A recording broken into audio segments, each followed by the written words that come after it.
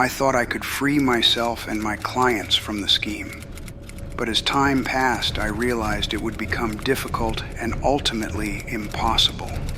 I'm deeply sorry and ashamed for my crimes, and I will live with this pain and torment for the rest of my life. I cannot offer an excuse for my behavior, lying to my sons and 2 brothers, lying to a wife who stood by me. There is no excuse for that. December 11th, 2008. Manhattan wakes up to chaos.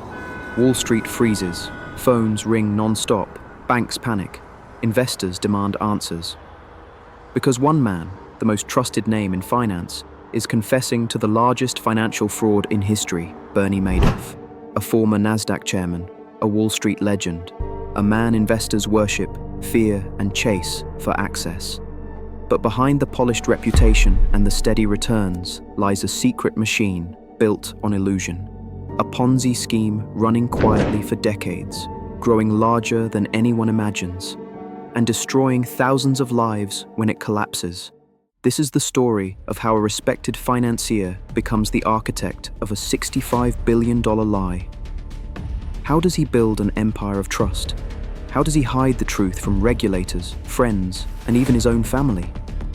And how does one phone call finally bring the entire illusion crashing down? Let's go back to where it begins.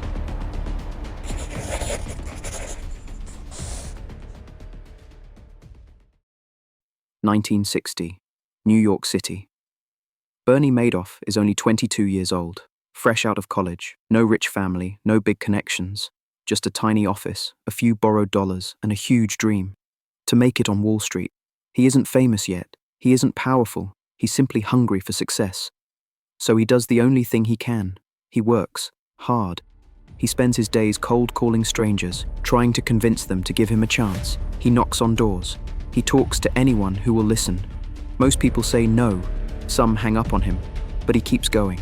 And slowly, he convinces regular people to trust him with their savings.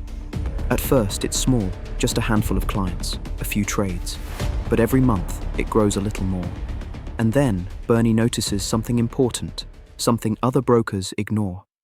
Most Wall Street firms still use paper tickets, hand signals, and slow manual systems, making trades take forever. Mistakes happening always, and everything feels outdated. But Bernie thinks differently. He sees the future: electronic trading. While the old firms hold on to tradition, Bernie moves ahead. He buys computers. He builds better systems. He creates ways to trade faster and smarter than almost anyone else.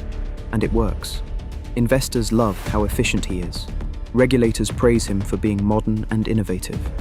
Competitors, even the older and more established ones, respect him. In the 1980s, Bernie's rise is complete. He becomes chairman of the NASDAQ, one of the most important positions in the entire stock market. He is no longer the young guy begging people for a chance. He's now seen as a visionary.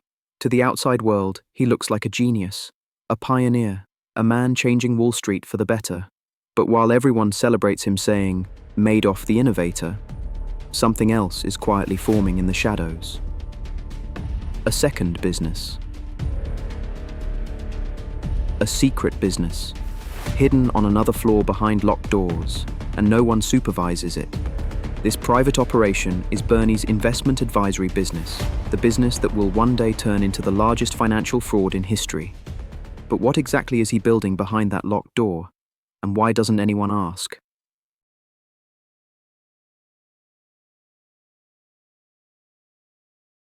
(1990). Across Wall Street, the markets rise and fall violently. Prices shoot up one month, crash the next. Tech stocks explode, then disappear overnight. Hedge funds make millions, then lose everything just as fast. But Bernie? Every month, he reports steady gains, plus 1.2%, plus 1.3%, plus 1.1%, always positive. Never volatile, never wrong. It makes no sense, because no one in the real world can do this. It's too perfect. But no one questions it. But why? It is because the most powerful and respected people in finance trust Bernie completely. Billionaires, charities, banks, celebrities, even foreign governments are all fighting for a chance to give him their money. They say, he's exclusive, he's safe, he's the best. And Bernie plays the role perfectly. He pretends to be very selective. So, he rejects some investors on purpose.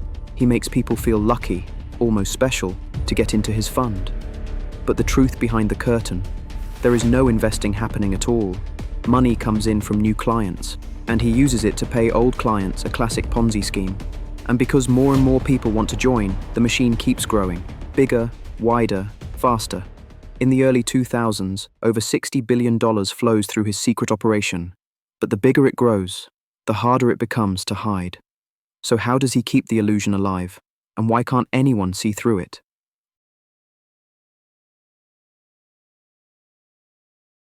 (2002). Inside Madoff's office, there are two worlds. Upstairs is the part everyone sees, the legitimate trading business, glass walls, Bloomberg terminals flashing market data, and dozens of employees working hard, doing real trading, real research, real business. But downstairs, everything changes. It doesn't look modern, it doesn't look successful. It looks like a secret you're not supposed to see. Inside this room are two old IBM computers from the 1980s, a few hand-picked employees who Bernie trusts completely, a shredder running non-stop, and printers constantly producing fake trading statements. This is the heart of the Ponzi scheme. This is where the illusion is built. Bernie tells his small team after the month is already over what returns the clients should have made. The staff then prints fake trade reports to match those numbers. They create fake buy orders, fake sell orders, fake profits. But no trades are happening, no stocks are bought, no strategy exists. Just paper, pretending to be investing. The shredder destroys anything that could expose the lie. The printers create the fantasy that keeps clients believing. When regulators show up, Bernie knows exactly what to do. He overwhelms them with complicated documents. He uses his charm. He uses his long reputation. He acts confident and calm. And because he's Bernie Madoff, the brilliant NASDAQ chairman and respected Wall Street pioneer, no one pushes too hard. They trust him. They admire him. They assume everything is fine. Meanwhile, clients keep sending money. Banks in Europe send billions. Feeder funds, middlemen who gather investors, send billions more. Money flows in from all over the world. Rich, poor, famous, unknown, everyone wants in. And at the center of this giant machine sits Bernie Madoff, calm, quiet, composed, running the largest Ponzi scheme the world has ever seen. But one thing is beyond his control, for all his power, for all his secrecy, for all the people he fooled. There is one thing Bernie cannot control: the global markets. And soon, the markets are about to hit him with a force even he can't escape. The crack in the system. 2008. The stock market crashes, banks start failing. Major companies collapse overnight. Investors everywhere panic. They rush to withdraw their money. And suddenly, for the first time in decades, Bernie Madoff is in serious trouble. His clients ask for $7 billion in withdrawals. But there is a problem so huge that even Bernie, with all his charm and confidence, can't escape it. He doesn't have the money, not even close. After all, there were never real investments, no real profits, no real returns, just a Ponzi scheme. And Ponzi schemes only work when more money comes in than goes out. Now everyone wants out. Bernie starts to panic, but quietly. He stalls, he delays withdrawals. He tells clients he needs more time. He avoids phone calls. He cancels meetings. He knows the end is near. December 2008 arrives. Bernie's sons, Mark and Andrew, who also work at the firm, confront him. "Dad, what's going on? Why can't we pay the clients?" Bernie looks at them, exhausted. And for the first time in his life, he tells the truth. "It's all a lie," he says quietly. "A giant Ponzi scheme." His sons freeze, shock, disbelief, fear. This isn't just their father, he's their boss, their role model, the man they trusted their whole lives. Now he is confessing to one of the biggest crimes in financial history. They call their lawyers. They do not protect him. They do not hide the truth. They report their own father. The illusion is over. The collapse. Within hours, FBI agents are at Bernie's penthouse door. He doesn't run, he doesn't fight, he doesn't deny anything. He simply says, "I knew this day would come." Federal agents step out of the elevator and into Bernie Madoff's penthouse. The door opens. Inside, they don't find chaos. They don't find panic. They find Bernie sitting calmly in a chair, hands folded, eyes steady, almost relieved. And then he says the words that end everything. There are no investments, no strategy, no profits, just decades of lies, just billions of dollars. Gone phones around the world explode with panic. Charities go bankrupt. Families lose life savings. Banks take massive hits. Investors feel betrayed. And the final number? $65 billion. The largest fraud in history. Bernie is arrested.